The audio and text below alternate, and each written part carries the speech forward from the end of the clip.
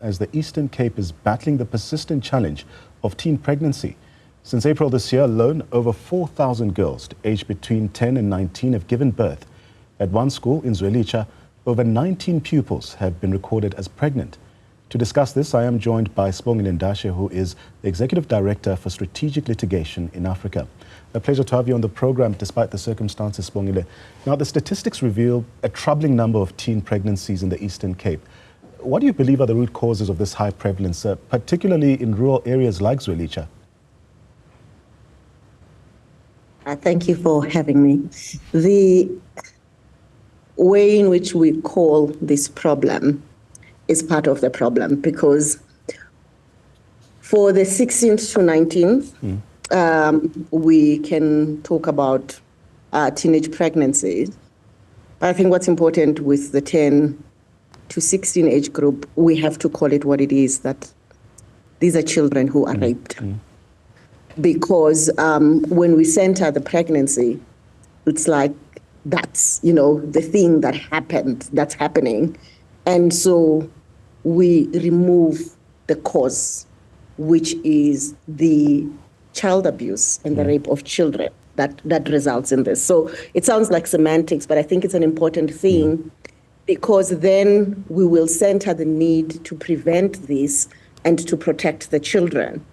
Because in how society speaks about this, it's most of the time, we look at how shameful it is for a child to be pregnant at that age and really make her, the problem.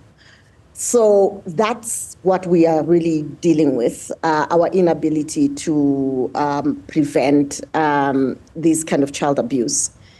And the second thing, it's about how we talk about sexuality education. There have been groups that have been pushing back on this. If you do remember that a few years ago, we had a constitutional court decision that made people very upset because the court was basically saying there were parents who basically did not want their children, to be taught about sexuality education. They felt that was age inappropriate. And whilst I understand where some of this is coming from about exposing children to information around sex, in a society as ours where people are actually having sex, it is important to make a distinction between protecting innocence and protecting ignorance. So parents sometimes don't even want to have the conversation because they think that if nothing is said, then nothing will happen, around sex. So our attitudes towards sexuality, kind of comprehensive sexuality education, will have to change as a society, because there are children that are raped, and most of them are under 16 people are raped. And then we have the other people who are able to consent, but they still don't have all of this information, right? Because of some of the pushback around what schools can or cannot do when it comes to this. And we have given a lot of work to the Department of Basic Education, because we are saying in the National Strategic Plan on Gender-Based Violence and Femicide that we have to prevent violence. Some years ago, we've also seen that even what is called consent with teenagers is very problematic. There was a very difficult statistic to deal with, that about 25% of young women, like girls, did not actually consent, to their first sexual experience. And some of this is the lack of consent. It's about this beliefs that if you say yes, that you look like you are loose, and all of that. So it's basically something that young women are told they just have to allow it, to happen. And so how we talk about this, what does this do? It, in a society that's already kind of misogynist, what we are teaching is basically that when they say no, they actually mean yes. Like they will never actually agree, that they want to have sex. So this idea of affirmative consent begins to disappear in our conversation. So we don't talk about sex enough, but we also are not centering, the problem, that the problem is there are adults and also sometimes children of the same age who are who are contributing to this. The other thing, which is the fourth one, it's that increasingly we are seeing that the ages of perpetrators is also getting younger. Right. Which means that people who perpetrate violence aren't the stereotypical kind of uncle, that comes in and then rapes the sister's children, that the children themselves are raping other children. We had a difficult national conversation when we were talking about children that should be allowed to kind of sexually experiment with each other. But here we are talking about kids that are actually brutally raping other children, or not only kind of brutally, but where the other children aren't in the space of consenting. So I've said a lot of things, but how we talk about it is important. Yeah, I think it's quite important that you raise these critical issues as well, to give us some context of what we're dealing with here. But speaking about the cause and effect, or exploring that particular theme, how does the high rate of teenage pregnancies really affect the educational outcomes and future opportunities for these young mothers, or children, like you call them? Are there specific programs or even policies that have been effective in addressing these challenges? So what we do know about the policies is that schools are not supposed to expel children who are pregnant. Growing up in the South Africa of ours, there were all sorts of myths. People who would say that, going to school with a pregnant person makes them sleep, in class. So some of those things is about how do we protect the children and ensure that they have access to education, because that's an important one. And we do know that these policies are not applied consistently across the country. So you will hear that there has been a time where school has said this child needs to stop coming to school because we are not midwives and we would not know what we need to do. And that's not supposed to happen, the kind of expulsion, because what is important is that whatever has happened and whatever the cause of that has been, whether the person was raped, we need to ensure that they are able to access the right to education. But also, we keep on talking about this as gender-based violence because you can see that discrimination at this point is at the heart of this. Because when you have children, say the children have consented, they were experimenting, you have the boy child in school whose education is not interrupted, and you are saying to one, you need to go to school.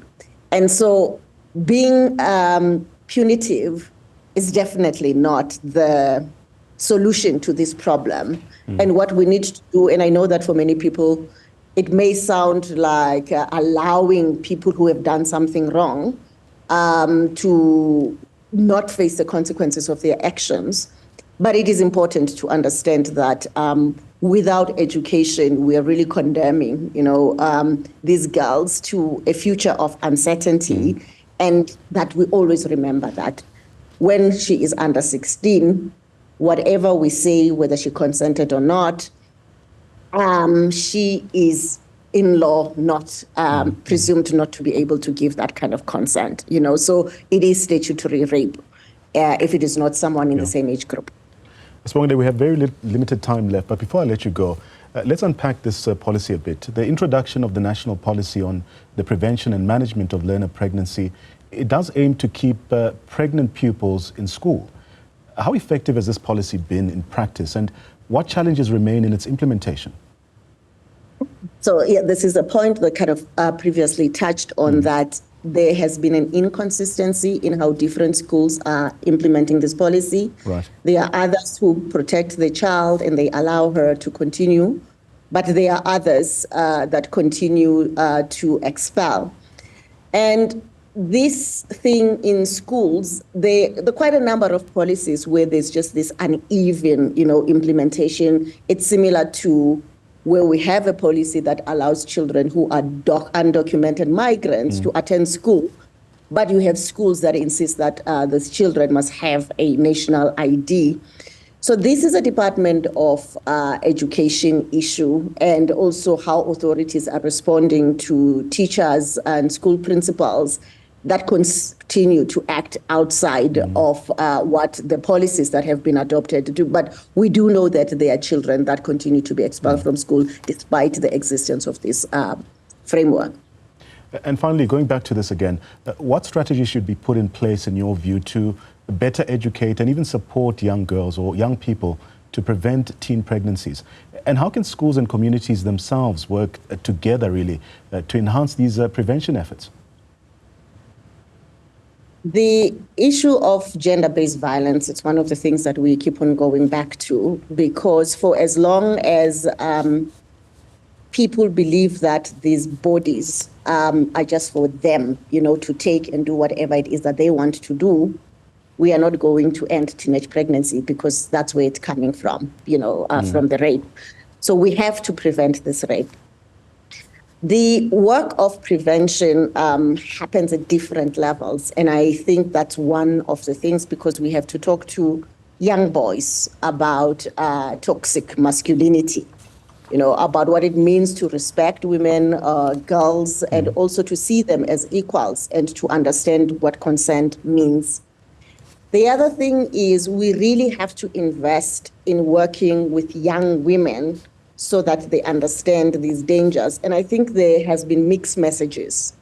So there are groups that push back against talking to young women as part of prevention, because they say women and young women do not, rape themselves, do not violate themselves, so do not put this obligation on them to prevent, violence. And I do think that that's kind of limited or short-sighted, because when we prevent, when we say we don't want to do the work of educating young women and girls about prevention, it means that we are taking away their ability to know what their rights are, but what they should do when such things actually happen to them. And so we need to really emphasize this and reclaim, this work of working with young women, not because we want to burden them with preventing violence, but also to empower them, what they need to do, when something like this happens to them, or when they hear that something like that has happened to a friend, and how to support each other when it's happening repeatedly, and all of that. So there's a duty on schools, but the important thing is really about educating in order to prevent. Because whenever we call the police, it's usually too late, because the criminal justice system is just reacting to what has happened.